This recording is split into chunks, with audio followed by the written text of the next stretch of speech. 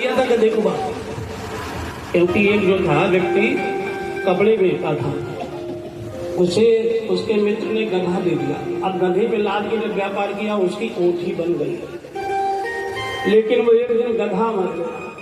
अब वो बड़ा परेशान कि जिसकी बदौलत हम दुनिया में मशहूर है वो मर गया। उसने भैया गधे को अपने दरवाजे के आगे वहीं पर उसका अंतिम संस्कार कर दिया और बढ़िया से उसका स्थान बनाया मंदिर जैसा। लोग आने लगे, वो पूजा करता था। भैया किसकी पूजा कर रहे थे? बोले ये हमारे बाप की समाधि है। और लोग आके खूब चढ़ावा चढ़ाने लगे। अब जितना कपड़ा में नहीं बचता था उससे ज्यादा गधे को बाप बनाने में मिलने लगा। तो मतलब कि ये लोग गधे को भी तो धर्मराज ने कहा क्या? बोले कामदेव आएगा, एक फायदा, शिवजी जाग जाएंगे और कामदेव मर जाएगा, बस।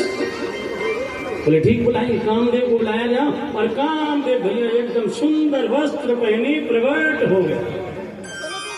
कोई माला लेके दौड़ा, कोई टीका लगा के। कामदेव ने कहा नारद बाबा सुनो, हजारों लाखों मंदिर हैं मगर किसी मंदिर में कोई हमारे टीका नहीं लगाता। क्यों नहीं लगाता? क्योंकि इसको वरदान है बिना पूजा करे इतना परेशान करेगा कि लोगों की आफत हो रही है। अगर इसकी पूजा करोगे तो फिर तो भैया दूसरा काम ही नहीं रहेगा।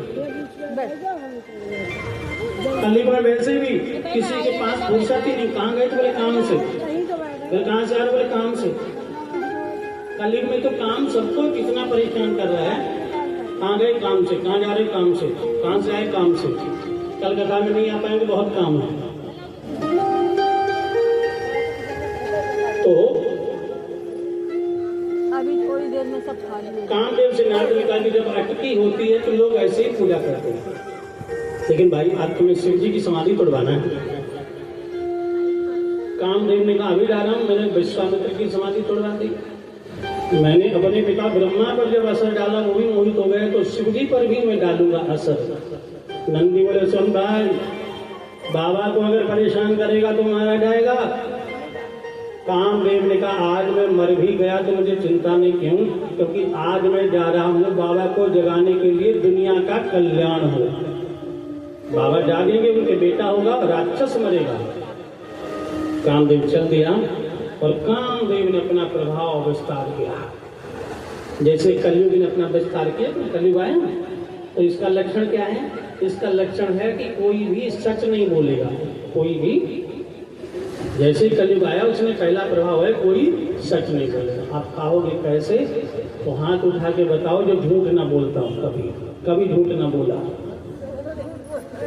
कोई ना कोई चीज पड़ ही जाता है। लो मैं फोटो खींच ले रहा हूँ, आपका लाइव कर दे रहा हूँ वीडियो यूट्यूब पे। जरा हाथ उठाओ जो झूठ ना बोलता हूँ। आप देख लो भैया, पीछे देखो 15-20 हाथ उठे। अरे झूठों की फौज करेगी, मौज कोई नहीं उठाया। शांत हो बोलो, पता चल गया कलयुग है। यही होता सतयुग। तो वहां हाथ उठवाते ऐसे, वो हाथ उठाओ जो कभी एक बार झूठ बोला हो।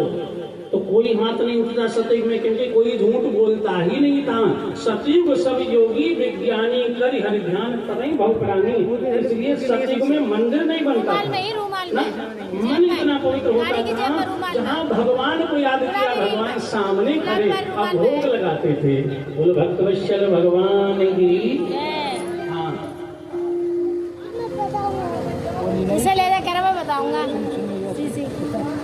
तो कामदेव ने अपना असर ज्यादा, तो आप लोग रामायण पढ़िए। रामायण में शिव विवाह है, रामचरित मानस में, उसमें कामदेव का वर्णन है। भय काम बस जोगी तापस पावरिन की को कहे, देखें चराचर नारी मई दे ब्रह्म मई देखत रहे। कामदेव ने जब अपना असर दिखाया तो भाई काम बस जोगी, मतलब साधारण लोग नहीं, बड़े बड़े योगी महात्मा साधु संत काम के अधीन हो गए। और जब काम ने परेशान किया तो उनके मन में नारी की चाह हुई और नारी की चर्चा करने लगे। नारियां पुरुष में संसार को देखने लगी। कामदेव ने सबको परेशान किया। बाबा तुलसी की कलम चली, बिंद के बासी उदासी तपी नार बिना सब संत दुखारी। गौतम नारी तरी पदसोस निपात गए सब संत सुखारी। सत्संग चल रहा था विंध्याचल पर्वत पर, और विंध्याचल पर्वत जो है वो कहां से कहां तक है, मिर्जापुर से लेकर के और दंडक वन तक विंध्याचल पर्वत है। तो विंध्याचल पर्वत पर महात्माओं का सत्संग चल रहा था। ब्रह्मचारी अखिल भारतीय ब्रह्मचारी सम्मेलन, और ब्रह्मचारी समाज में नारी चर्चा वर्जित है। केवल मां कह सकते हो, बाकी किसी रूप में नारी की चर्चा, केवल मां, केवल मां। तो चर्चा कर रहे थे सारे संत कि संसार में मानव जीवन बड़े भाग से मिला है। परिवार हो भी जाए तो साथ व्यक्ति की कोई नहीं जाता, केवल भजन ही साथ जाता है। इसलिए भजन करो, भजन करो।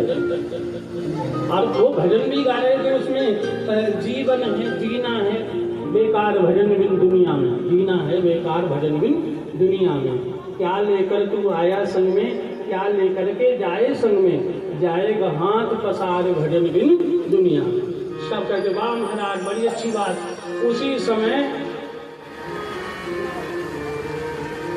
उसी समय तो कामदेव की हवा जुली। क्या गा रहे थे?